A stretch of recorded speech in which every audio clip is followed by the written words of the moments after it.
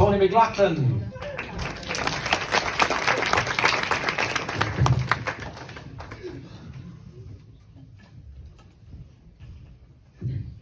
Díomh. Is mi sé Toni fós agus tám sa chéad bhliain sa cuasa ceol I Drumshanbo. Tá mi ghaint anna an bhas agus na daine atá ar an cuasa lom. Más mór le másí, is Ceol Ó Chroí, okay, agus tá fuine níofa aige. Beidir go lean bear I teanga ísachta bearla. Maybe I'll continue in the foreign language of English. I'm in first year on the course and I'm really enjoying it. And as my daughter says to me since I started, she says, "Ma'am, you're living your best life now." And you know, she's dead right. I really am. But just on behalf of the class, I'd like to say thanks very much to Mossy for his patience and forbearance. He gives a lot of encouragement and advice, and yeah, it's him that has us really the sharp of the group you see here in front of us tonight. Lots of blood, sweat and tears into the rehearsals. Exactly, yeah.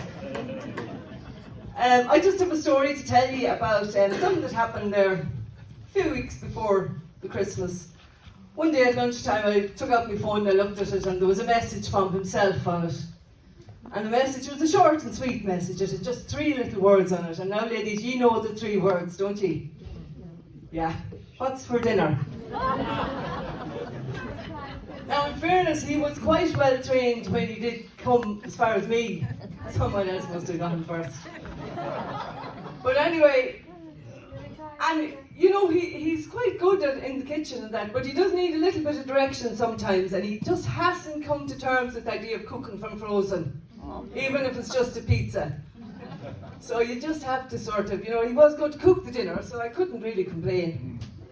But the question that he asked just reminded me of when I was growing up and what my father used to call the Tae Dinner. Now, I don't know if the people around Drumshanbo and North Roscommon had Tae Dinners, but I grew up on a small farm on the edge of a bog, a blackboard Namona bog in County Longford. And it was something we would have had from time to time. You know, back then, we were all organic and we didn't know it. We were green when it was just a colour, not a way of life. Before the Green Party came along and gave us a conscience and told us how we should be living. We didn't create much pollution. All we had was a few bad bicycles passed down from one another, and I was the youngest but not the shortest, and I still ended up with the smallest bike. And if you didn't take care, you'd bait your knees off the handlebars if you didn't concentrate.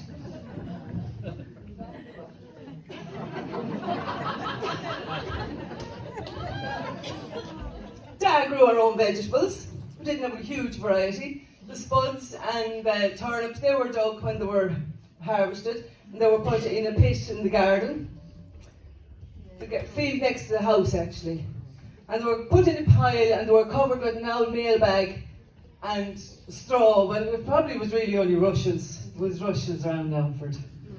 And then that would be covered with a few straws that was dug up from the surrounding area around the pit, and that kept everything safe from the frost.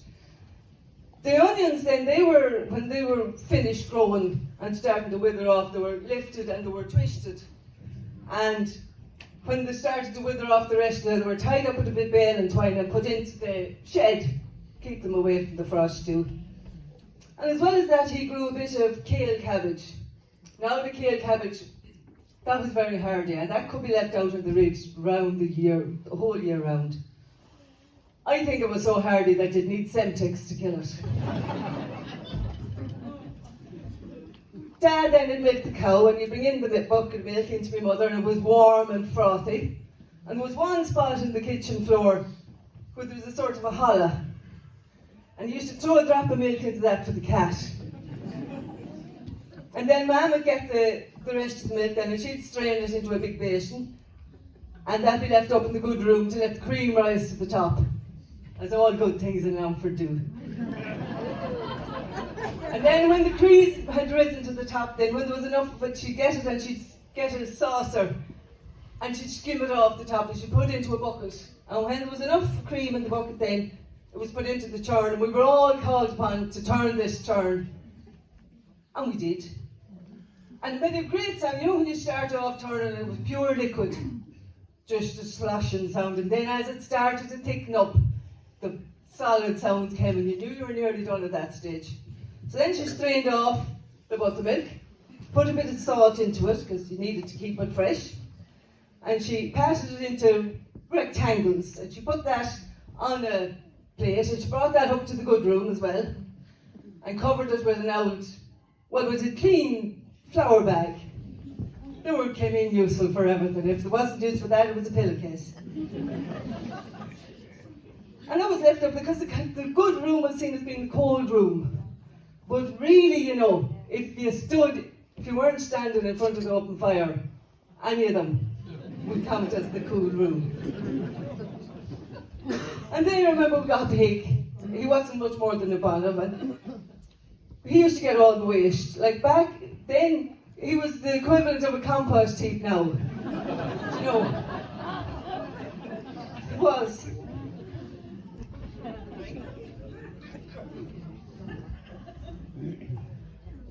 But when I grew up,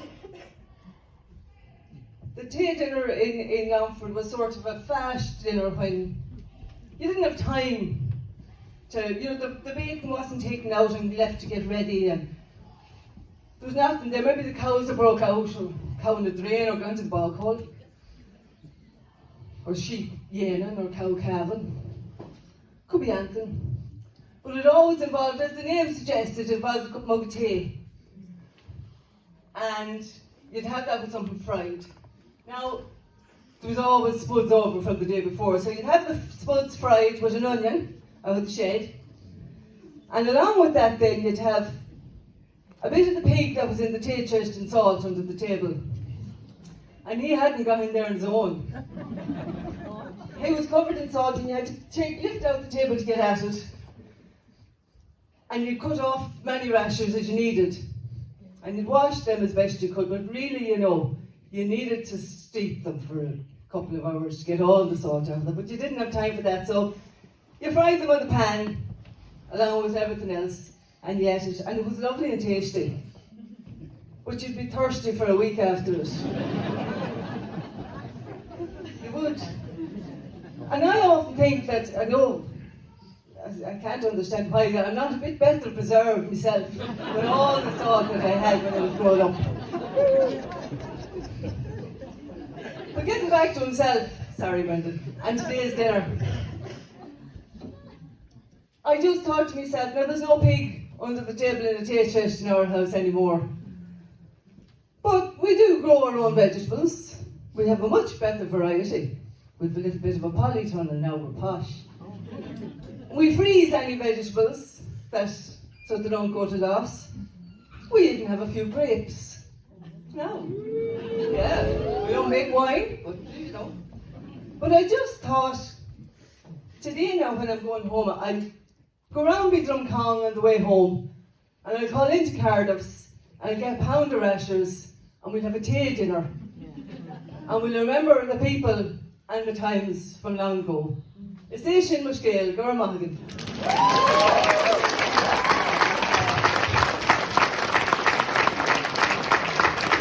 Toni McLoughlin, everybody, an original.